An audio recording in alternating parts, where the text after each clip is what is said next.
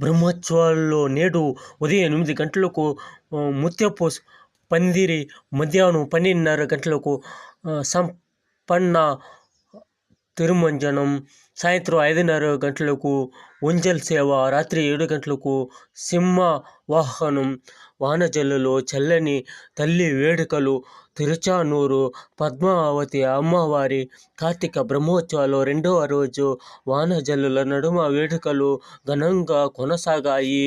సుప్రభాత సేవ అనంతరం సహస్రార్చన, నిత్య కైంకర్యాలు నిర్వహించారు. ఈ విధంగా చూడ చక్కగా ఆనందంగా ఈ విధంగా తిరుచానూరు అమ్మవారు ఈ విధంగా ఊరేగింపులో అందరూ సంతోషంగా ఎంత విధంగా జరుపుకున్నారు. మన వల్ల కాదు